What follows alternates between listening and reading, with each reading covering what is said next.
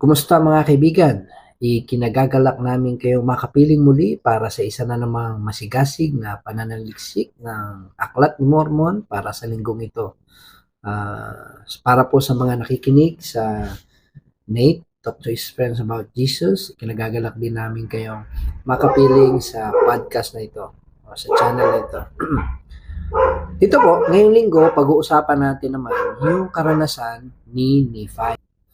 Nung isang linggo, pinag-usapan natin ang pangitain naman ni Lehi. So ngayon, dito sa mga kabanatang ito, mapag-uusapan natin lahat ng mga nais malaman ni Nephi. So kung sisimulan natin sa chapter 11, dito sinabi ni Nephi, sapagkat ito ay nangyari na tapos kung naising malaman ng mga bagay na nakita ng aking ama, at naniniwala na ang Panginoon ay magagawang ipaalam sa akin ng mga bagay na iyon, habang nakaupo akong nagbubulay-bulay sa aking puso ay tinangay ako ng Espiritu ng Panginoon. Sa isang napakataas na bundok, kailanman ay hindi ko pa nakikita at kailanman ay hindi ko pa nayayapak ang aking mga paa.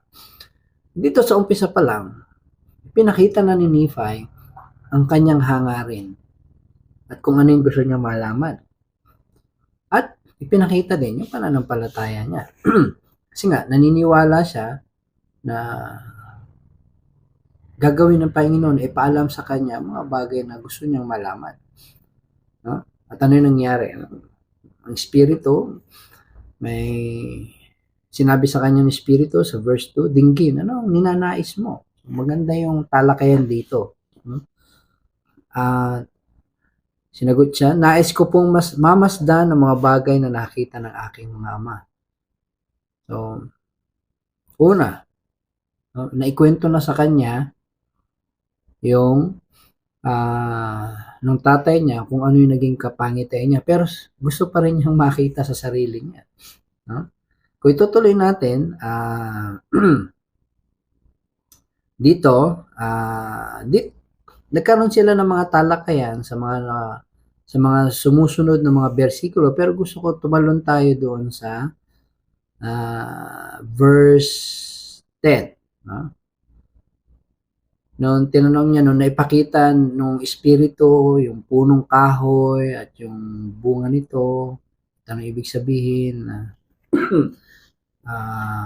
nung ano yung punong kahoy. Sa verse 11, sinabi dito, at sinabi ko sa kanya, kausap niya yung Espiritu, na ang malaman po ang kahulugan nito. Sapagkat nakipag-usap ako sa kanya tulad ng pakikipag-usap ng isang tao, sapagkat namasdan ko na siya ay nasa anyo ng isang tao. Subalit gayon pa man, alam ko na ito ang Espiritu ng Panginoon. At nakikipag-usap sa akin tulad ng pakikipag-usap ng isang tao sa iba. So, napakaganda experience, no? Hindi kagaya ng mga ibang karanasan niya na para lang may nagdidikta sa kanya. Pero ito, alam niya na meron siyang parang anyong tao na kausap. So, dito makikita natin na isang magandang katangian ni Nephi ulit. Kagaya ng sinabi ko, hindi siya nakukontento sa kung ano lang yung meron. Siya ay nagtatanong, masigasig na nananaliksik.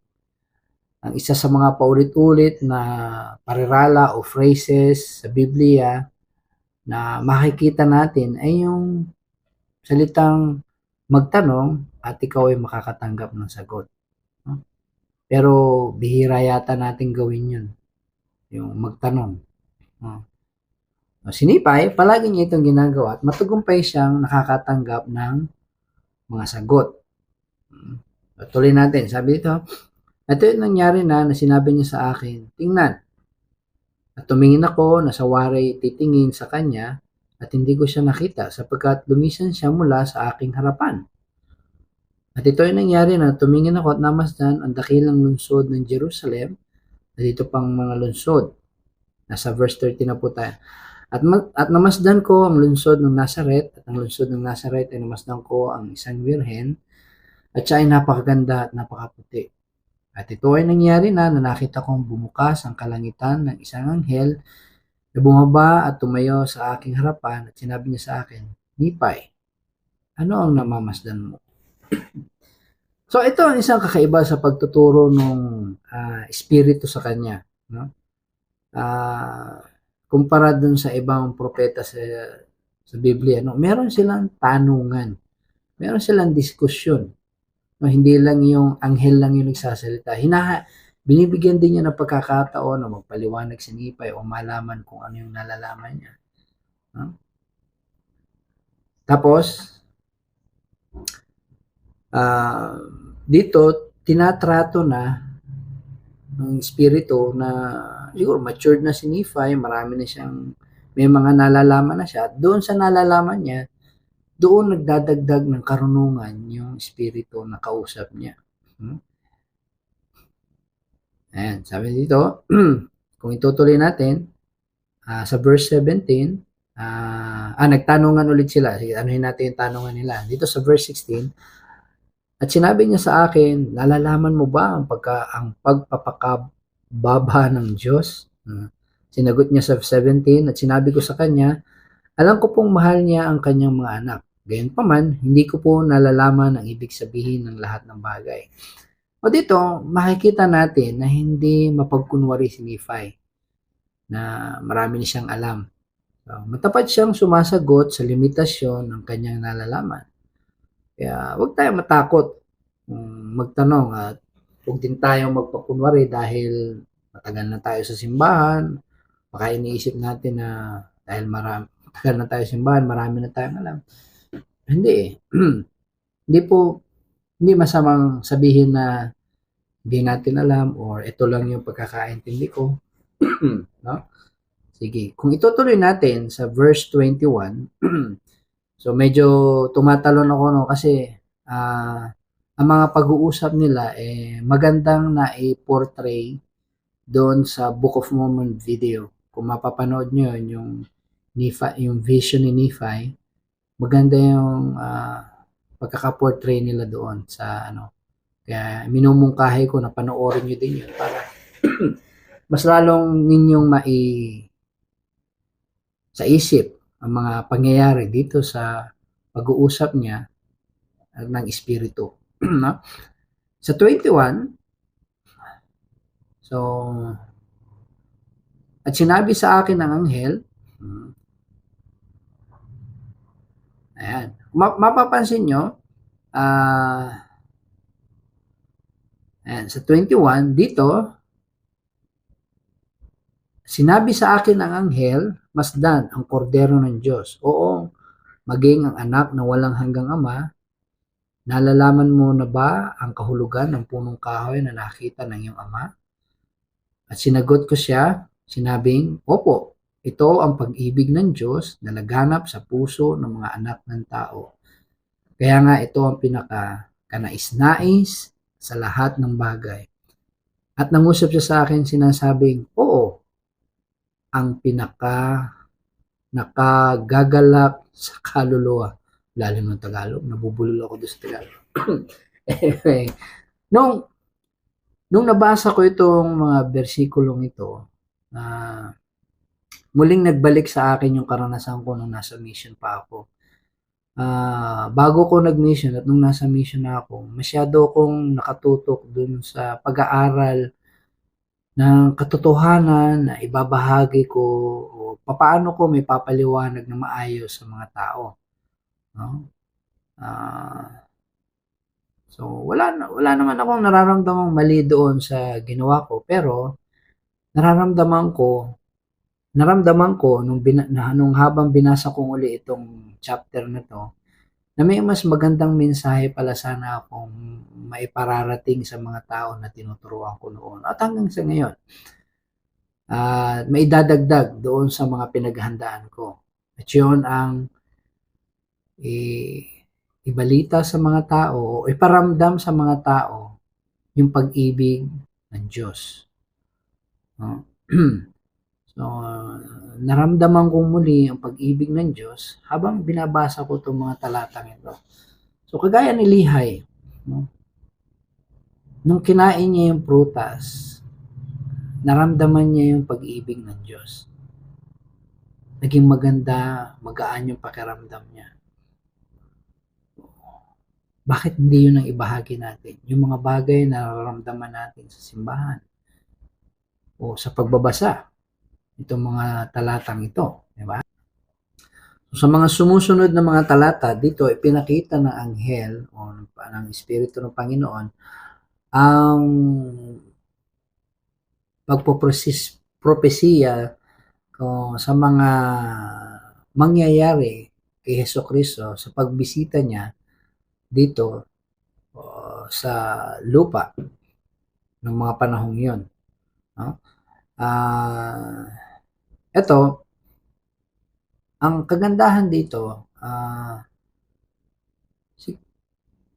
sa dami ng pag-uusap nila ng anghel ng espiritu o ng espiritu, kung titingnan nyo, palaging naririnig natin yung salitang tingnan. Makailang beses sinabi ng anghel, tingnan. Sa English pa, look. So, makikita nyo dito na merong gustong ibigay pagtuunan ng pansin ni Nephi o bigyang pansin yung mga bagay na nakikita niya. Siguro, sa dami na nakikita niya, gusto ng anghel na, ito, tingnan mo ito. Yan, kumaga, tumuto ka dito sa bagay na ito.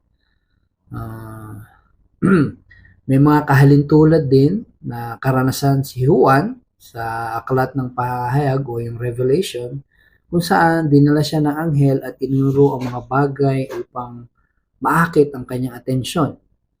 Ang isang pangunahing pagkakaiba sa pagitan ng dalawang pangitain na ito ay madalas na marinig ni Juan ang isang bagay pagkatapos ay tinawag upang tumingin at kung ano nakikita niya ay iba sa kanyang naririnig. Di kagaya kay Nephi na malinaw yung nakikita niya. Malinaw na malinaw. Kung itutuloy natin, maganda yung naipakita ng maayos kay Nephi kung ano ang magiging buhay ni Hesukristo dito sa mundo, dito sa lupa, kapag siya ay pinanganak na. So, napakaganda ng pagpupropesiya ng na espiritong ito na pagpapakita sa kanya sa mga mangyayari kay Jesus Christ habang nandito siya sa lupa. So, hindi paano ko ba masabi ito? Hindi kagaya ng ibang pagpupropesiya o pagpapakita sa mangyayari kay Jesus Christ, kagaya ng ipinakita kay Nephi. Napaka-detalye at detalyado masyado ang mga mangyayari sa kanya at kung paano siya itatrato ng mga tao. Alam siguro ngayon alam naman natin kung paano siya tinrato ng mga tao, si Hesukristo nung siya ay isinilang doon sa Jerusalem. Pero ito, nung panahon ito, kung papakinggan mo yung at babasahin ito, yung karanasan ni Nephi, para bang mag-iisip ka na, ang Panginoon, ang ating tagapagligtas, ganun ang magiging karanasan niya at kahihinatnan niya kapag siya ay ipinanganak na dito sa mundo.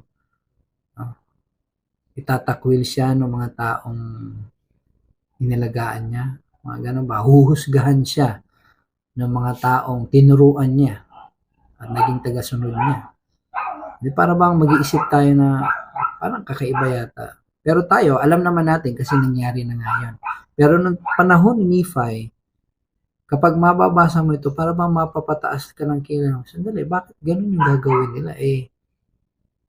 Matagal nga nilang hinintay ang tagapagligtas na dumating. Tapos, nung dumating na, ganun yung asal na ibibigay sa kanila.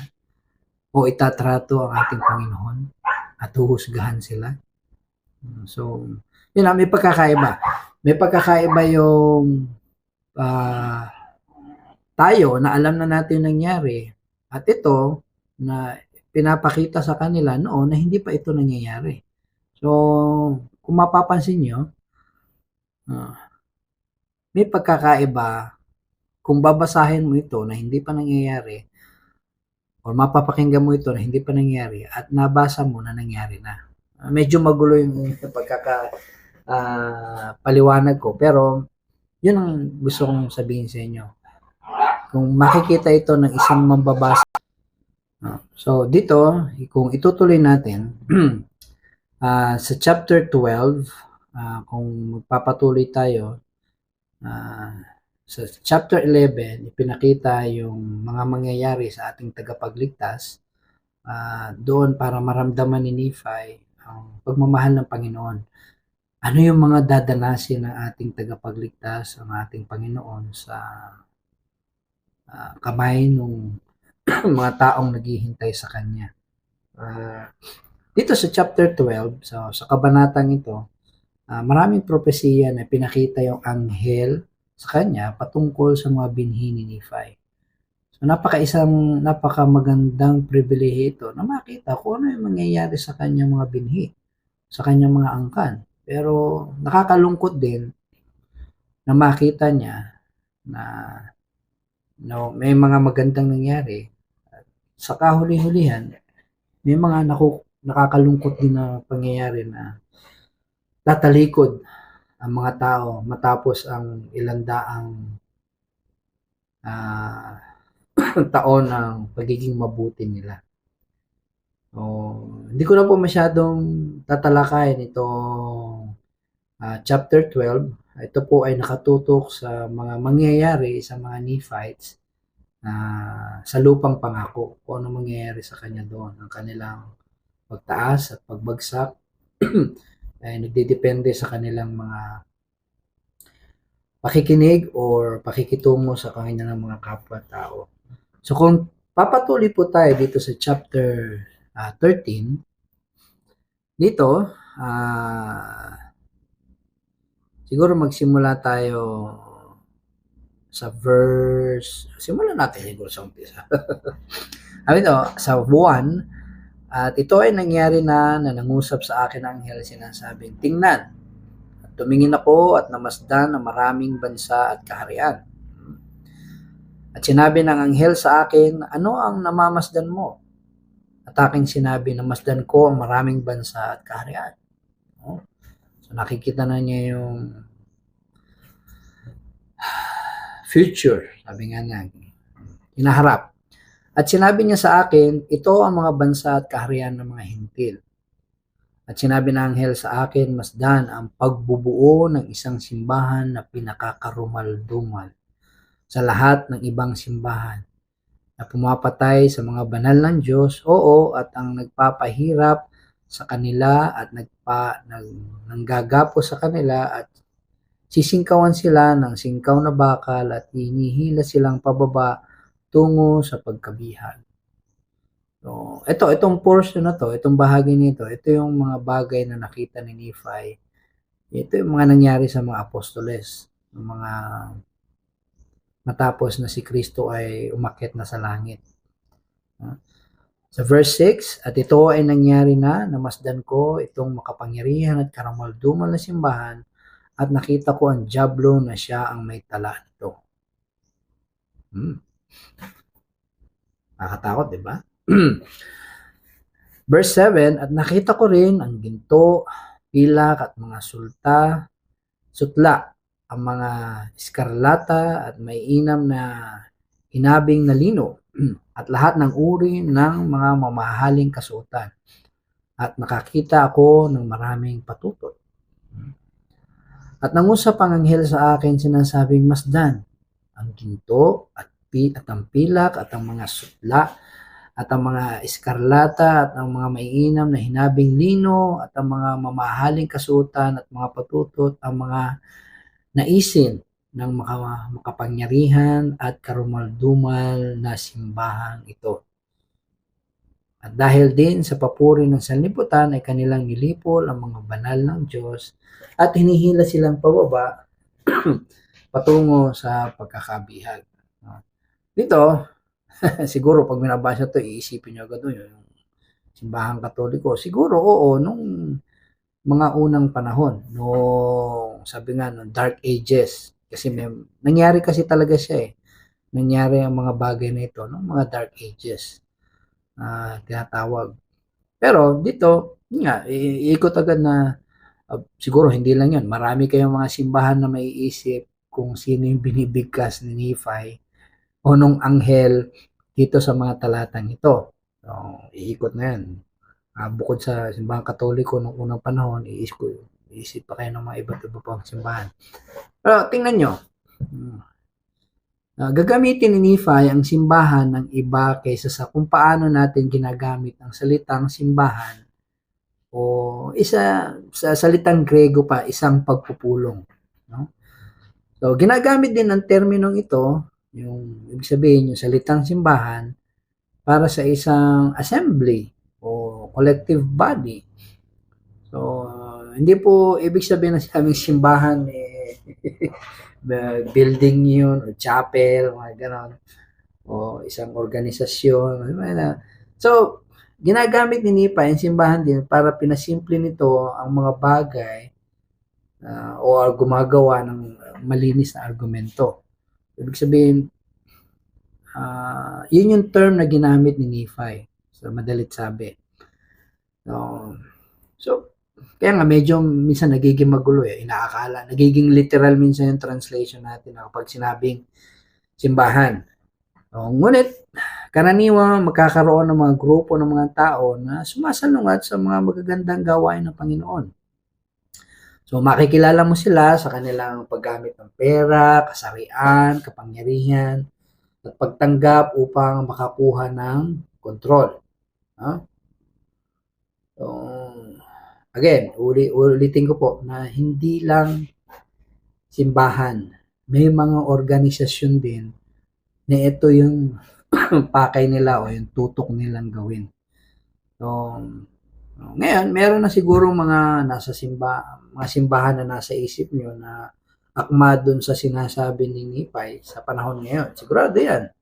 So, meron ding mga kasapi ng simbahan sa panahon natin na umaangkop sa simbahan or grupo na nabanggit ni Nephi. So, ang mga Buddhist, Hindu, Muslim, hindi ko alam. Lahat ng iba pang mga bagay na nabanggit ni Nephi, basta naaangkop dun sa katangian ng isang karumal-dumal na simbahan, ay pasok doon. So, dito, napakaganda ng pagkakapaliwanag ng anghel sa kanya.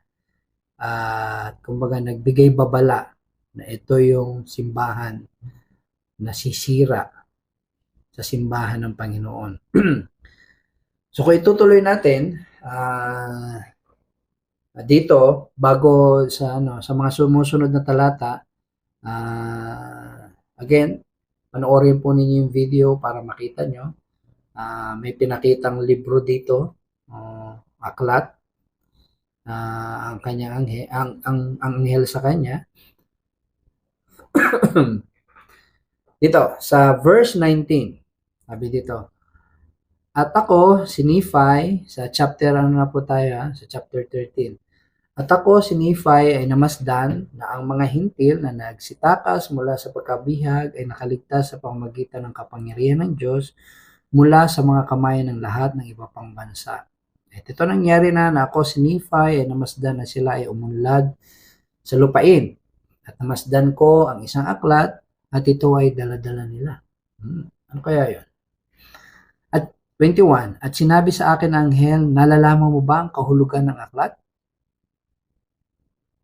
At sinabi ko sa kanya, hindi ko po alam. Maganda yung talakayan nila. Diba? Sinusiguro talaga ng anghel kung naintindihan ba o hindi pa. Kung hindi pa, ito, papaliwanag ko sa iyo. Ang ganda ng discussion nilang dalawa eh. Sa 23, at sinabi niya, masdan, nagmula ito sa bibig ng mga Hudyo, at ako, si Nephi, ay namasdan ito. At sinabi niya sa akin, aklat na iyong namasdan ay isang talaan ng mga Hudyo na naglalaman ng mga tipan ng Panginoon na kanyang ginawa sa sambayan ni Israel. At naglalaman din ito ng marami sa mga propesiya ng mga banal na propeta. At ito ay isang talaang nahalintulad sa mga nakaukit sa mga lamin ng tanso. Maliban sa mga ito ay hindi gaano marami, gayunpaman naglalaman ng mga yaon ng mga tipan ng Panginoon sa kanyang ginawa sa sambayanan ng Israel. Kaya nga, labis na mahalaga ang mga ito sa mga Hintil. No? Ano kaya yon? Tuloy natin. At sinabi ng anghel ng Panginoon sa akin, namasdan mong nagmula aklat sa bibig ng isang Hudyo. At kapag ito ay nagmula sa bibig ng isang Hudyo, naglalaman ito ng kabuuan ng Ebanghelyo ng Panginoon na pinatotohanan ng 12 apostol. At nagpapatotoo sila alinsunod sa katotohanan na nasa kordero ng Diyos. Dahil dito, lumabas ang mga bagay nito mula sa mga Hudyo sa kadalisayan patungo sa mga Hintil alinsunod sa katotohanan na nasa Diyos. Ayan. Maganda yung pinapaliwanag dito kung ano yung kahalagahan ng librong lalabas. Sa 26, at matapos lumabas ang mga ito sa pamamagitan ng mga kamay ng 12 apostol ng kordero mula sa mga Hudyo patungo sa mga Hintil, nakita mo ang pagbubuo ng iyong makapangyarihan at karumal-dumal na simbahan na pinaka-karumal-dumal sa lahat ng iba pang simbahan. Sapagkat dinggin, inalis nila mula sa Ebanghelyo ng Kordero ang maraming bahagi na malinaw at pinakamahalaga.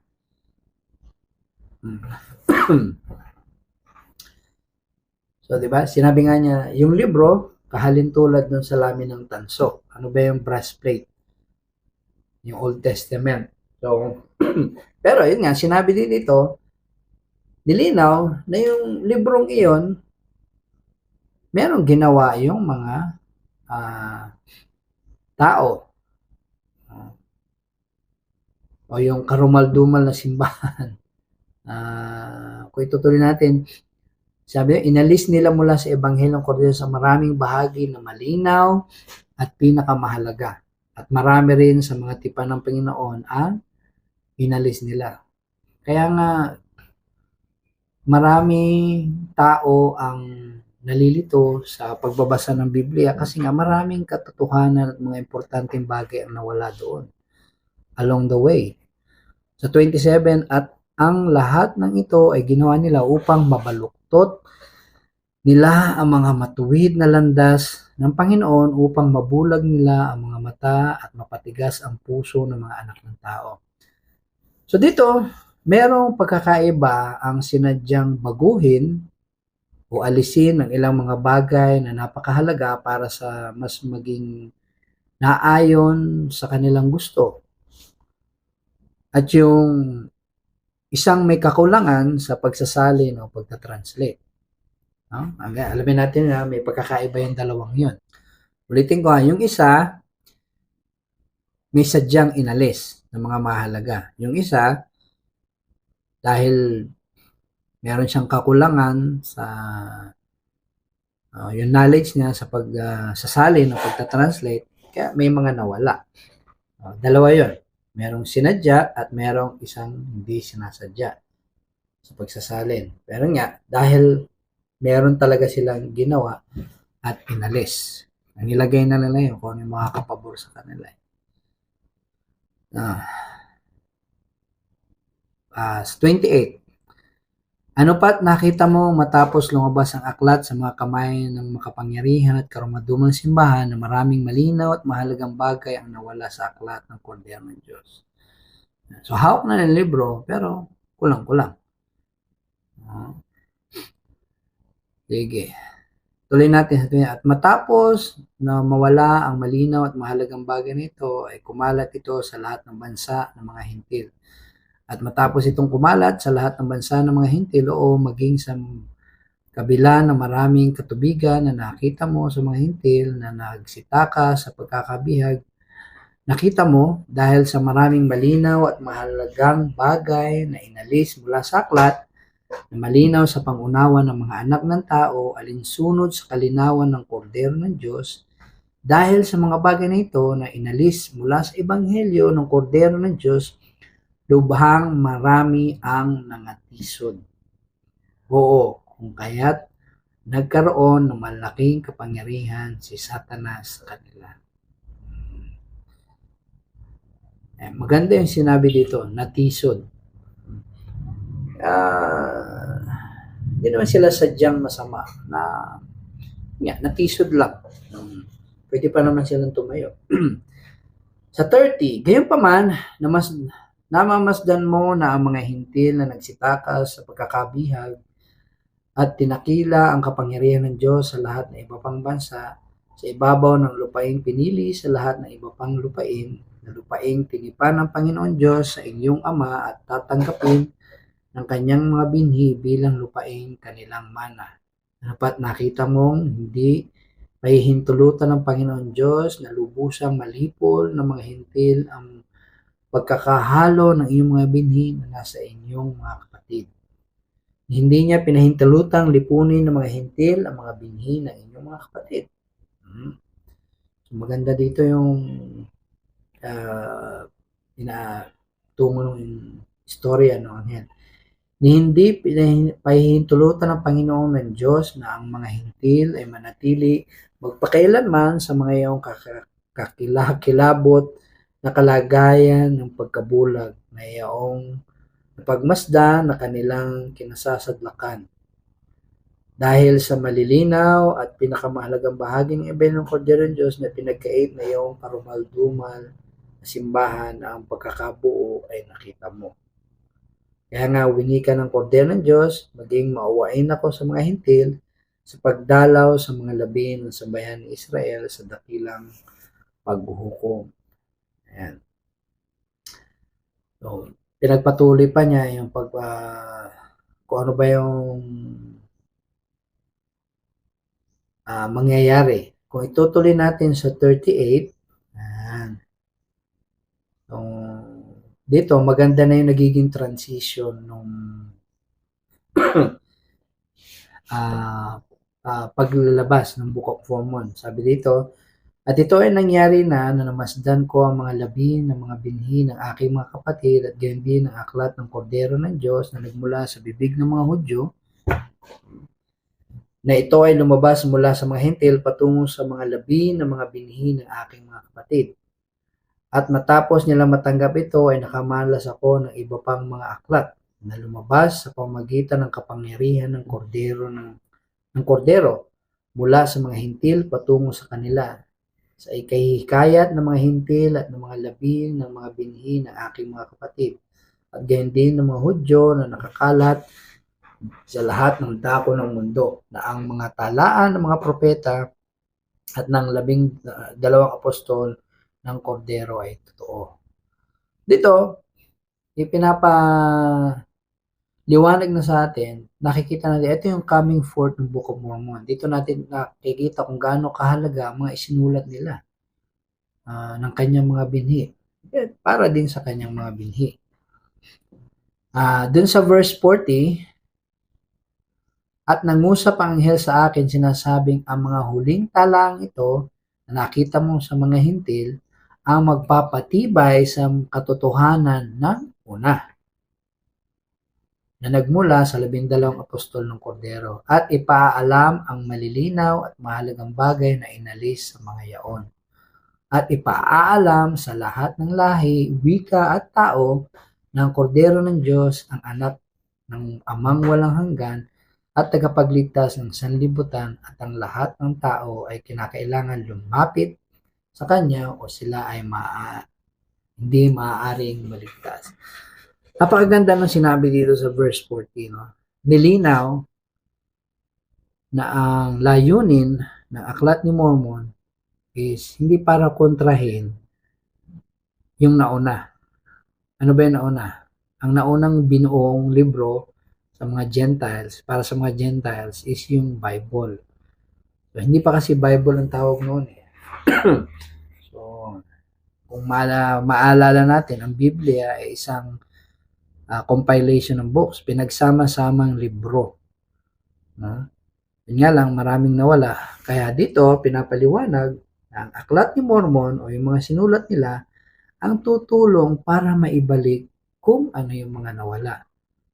At ang pinakamahalaga na layunin ng Aklat ni Mormon ay binanggit dito sa verse 40 na malaman ng tao na ang kordero ng Diyos, ang anak na walang hanggang ama, ang tagapagligtas ng sanlibutan. Marami pa po sa mga kapatid natin, mga ibang paniniwala, naghihintay pa rin sila sa kanilang tagapagligtas. Hinihintay pa rin nila hanggang sa ngayon. Hindi nila matanggap na si Kristo ang tagapagligtas na dumating na nung kapanahonan niya at siya ay muling babalik. Yan po yung purpose ng Book of Mormon para sa atin o para sa lahat ng tao, na hikayatin na si Kristo ang tagapagligtas na binabanggit sa lumang tipan. So dito po sa chapter 14, kung tutuloy tayo, sa verse 1, at ito ay mangyari na kung makikinig ang mga hintil sa kordero ng Diyos sa araw na iyon, na ipakikilala niya ang sarili sa kanila sa salita at gayon din sa kapangyarihan sa bawat gawa hanggang sa pag-aalis ng kanilang batong kinatitisuran. Minsan, kinakailangan lang nating makinig at gawin ng mga napakinggan natin para mawala yung bagay na nakakatisod sa atin at nagpapahirap para sa mabilisang pag-unlad natin dito sa mga sunusunod na talata. Sinasabi yung sikreto. Kung itutuloy natin sa verse 2, again, nandito po tayo sa chapter 14, verse 2, at hindi patitigasin ang kanilang mga puso laban sa kordero ng Diyos. Sila ay mabibilang sa mga binhi ng inyong ama. Oo, sila ay mabibilang sa sambayanan ni Israel at sila ay magiging mga pinagpalang tao sa lupang pangako magpakailanman. Hindi na sila muling madadala pa sa pagkabihag at ang sambayanan ni Israel ay hindi muling pipisan sa iba. At ang iyong malalim na hukay na hinukay para sa kanila ng iyong makapangyarihan at karumaldumal na simbahan na itinatag ng Diablo at ng kanyang mga anak upang maakay niya palayo ang mga kaluluwa ng tao pababa sa impyerno. Oo, ang iyong malalalim na hukay na hinukay para sa pagkakalipol ng mga tao ay mapupuno ng mga iyong humukay nito. Tungo sa kanilang lubusang pagkalipol, ika ng kordero ng Diyos. Hindi ang pagkawasak ng kaluluwa maliban sa pagtatapon nito sa iyong impyernong walang katapusan. Nabanggit na naman yung karumaldumal na simbahan. Sa panahon natin ngayon, marami ng maling katuroan ng umiiral. Yung ibang bansa, meron na sa mga eskwelahan, pinagbabawal ng ituro o talakayin ang relihiyon. O kung ano may nilalaman ng Biblia o ng Quran o kung ano mga religious items, hindi na nila hinahayaang pinahintulutan talakayin doon o dalhin. Pero, hinahayaan nilang talakayin ang pagbabago ng ari ng isang tao. So, ano nangyari sa mundo? So, kung titingnan nyo, merong pattern na sinasabi dito eh. Para bang, kung yan yung gagawin nyo, ito yung mangyayari sa inyo. Dadaling kayo sa impyerno, di ba? Maganda yung pattern na binibigay sa atin dito. Pero, ang isang pattern na nagugustuhan ko lagi sa kahit anong banal na kasulatan is palaging merong pag-asa. So, kung tingnan nyo dito sa verse 5, at ito ay nangyari na nangusap ang anghel sa akin, si Nephi. Sinasabing, namasdan mo na kung magsisisi ang mga hintil, ay makakabuti sa kanila. At nalalaman mo rin ang hinggil sa mga tipan ng Panginoon sa sambayanan ni Israel. At narinig mo rin ang sino mang hindi magsisisi ay tiyak na masasawi. So, palagi tayong binibigyan ng option ng Panginoon, di ba? So, may pag-asa. Huwag natin sabihing walang pag-asa. Laging may option. Nasa sa atin yung kung gagawin natin yung option na yun. Okay. Talon tayo dun sa verse 9. At ito ay nangyari na sinabi niya sa akin, tingnan, at masdan ang makapangyarihan at karumaldumal na simbahan na ina ng mga karumaldumal na gawain na ang dyablo ang may tatag. Balik-balik siya, di ba? Binabanggit. Ito yung sa verse 10, mahalaga sinabi dito. At sinabi niya sa akin, dinggin, may dalawang simbahan lamang. Ang isa ay simbahan ng kordero ng Diyos at ang isa naman ay simbahan ng dyablo. Kaya nga, kung sino man ang hindi nabibilang sa simbahan ng kordero ng Diyos, ay nabibilang sa yaong makapangyarihang simbahan na ina ng mga karumaldumal na gawain na siyang patutot ng buong mundo. So dito, malinaw na sinabi ni Nephi na meron dalawang simbahan lang talaga. So, ang tanong, saan simbahan ka nabibilang? So, masyado bang prangka yung pagkakasabi ni Nephi o nung anghel sa kanya? Kahit pa nabinyagan ka na, pero ang paniniwala mo ay kabaliktaran pa rin sa mga turo ng Ebanghelyo ni Kristo, o hindi mo sinusunod yung mga alituntunin ng simbahan, sa palagay ko nabibilang pa rin tayo. O ikaw, doon sa kabilang simbahan na nabanggit ng anghel sa kanya. Kay Nephi, di ba? So, huwag nating isipin na nabilang tayo sa simbahan o naaanib na tayo sa isang simbahan. Kabilang na tayo doon. Magiging kabilang lang tayo sa simbahan ng kordero ng Diyos kung sinusunod natin ang kanyang mga alituntunin. Pero kung ating mga paniniwala taliwas pa rin, kabaliktaran pa rin sa mga turo ng Ebanghelyo, membro pa rin tayo dun sa kabilang simbahan. Okay. Sige. So, napakaganda ng tinalakay ng anghel sa kanya. Binalaan tayo patungkol sa simbahan. Dalawa lang. No? Yung sinasabi, there are only two churches. No? Wag po tayong pakasiguro na porke nasa simbahan tayo, nabibilang na tayo doon. Tingnan po natin muna kung yung bang mga ginagawa natin o sinusunod ba natin yung alituntunin doon sa simbahan ng kordero ng Diyos. Diba? Huwag po tayo pakasiguro. Dapat tingnan natin yung mga gawain natin at alituntunin kung talaga ba tayong member ng tunay na simbahan. Ayan. Dito, sa chapter 15, ayan, sa verse 3, meron akong magandang minarkahan dito. Sapagkat tunay nangusap siya na maraming mahalagang bagay sa kanila. Sorry. Dito sa chapter 15, ayan. Ito na yung si Nephi, natapos na yung pangitain niya. Ngayon, bumalik na siya. Simulan natin sa verse 1. Isa-isayin natin. Sa verse 2, at ito ay nangyari na namasdan ko aking mga kapatid, nagtatalo-talo sila sa isa't isa. Hinggil sa mga bagay na sinabi ng aking ama sa kanila. Sa verse 3, sapagkat tunay na nangusap siya na maraming mahalagang bagay sa kanila na mahirap maunawaan. Inamin naman talaga ni Nephi na mahirap maunawaan. Kaya naiintindihan niya yung nararamdaman ni Laban at Lemuel. So dito, pero sinabi ni Nephi, kung itutuloy natin sa verse, maliban lamang kung ang isang tao ay magtatanong sa Panginoon. Yun yung susi . At sapagkat matitigas ang kanilang puso, kaya nga, hindi sila bumaling sa Panginoon na siyang nararapat. So, himay-himayin natin alam ni Nephi na medyo mahirap intindihin yung sinabi ng tatay niya.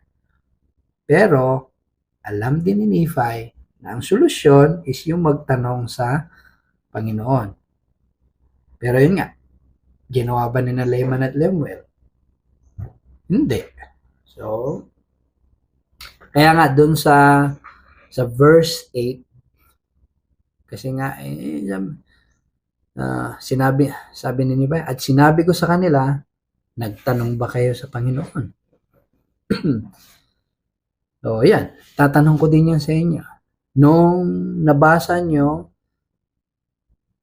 pangitain ni Lihay nung isang linggo, nagtanong ba kayo sa Panginoon kung ano ba ang mensahe nito para sa inyo? Kung meron man kayo natanggap na kasagutan, ang susunod na tanong na ibibigay ko sa inyo is isinulat nyo ba yung sagot na natanggap nyo para hindi nyo malimutan? Napakahalaga po na isulat natin palagi ang mga sagot na natatanggap natin o yung mga impression na natatanggap natin. Makailang beses ko po yan sinabi doon sa mga naunang episode na ni-record ko. Mahalaga po na isulat natin yung mga impression na natatanggap natin para hindi natin malimutan. Muli mga kaibigan, ang pagbabasa ng Aklat ni Mormon, do simple siya, payak, diretso ang mga sinasabi niya, pero may mga bagay pa rin na mahirap intindihin para sa atin. Pero ang susi palagi is yung tanong ni Nephi, chapter 15, verse 8. Sasabihin ko din sa inyo, nagtanong ba kayo sa Panginoon? Paulit-ulit nating maririnig yan sa tuwing magbabasa tayo ng Aklat ni Mormon. Nagtanong ba tayo sa Panginoon? Kung meron tayong mga bagay na gustong malaman para sa ating buhay o kasagutan sa ating mga katanungan, nagtanong ba tayo sa Panginoon? Hindi man natin kailangan makatanggap ng isang makalangit na karanasan na kagaya ni na Nephi at ni na Joseph Smith at ng mga ibang propeta. Pero ito lang yung sisiguraduhin ko po sa inyo. Makakatanggap kayo ng kasagutan sa pamamagitan ng mga impresyon at mga ideya na papasok sa inyong isipan. At malalaman nyo na ito ay kasagutan sa inyong panalangin. Dahil mararamdaman nyo ang banal na Espiritu habang natatanggap nito. Ito po yung sikreto sa pagtatanong. Sa verse 11, kung hindi ninyo patitigasin ang inyong mga puso at magtatanong sa akin na may pananampalataya, naniniwalang makatatanggap kayo ng may pagsusumigasig sa pagsunod sa aking mga kautusan, tiyak na ipaaalam sa inyo ang mga bagay na ito. Yun po yung susi. Magtanong na may pananampalataya, maniwala na sasagutin kayo, at nagsusumigasig, sabihin nagsusumikap. Hindi po pagiging perfecto, nagsusumikap tayo na sundin yung kanyang mga kautusan. At makakatanggap po tayo ng sagot. Alam ko po mga kaibigan na ang mga bagay na binahagi ko sa inyo ay totoo. Alam ko na tayo po ay may karapatan at posible ding makatanggap ng mga sagot ng mga gusto nating malaman sa Panginoon. Sundin lamang po natin yung pattern na ibinibigay sa atin palagi.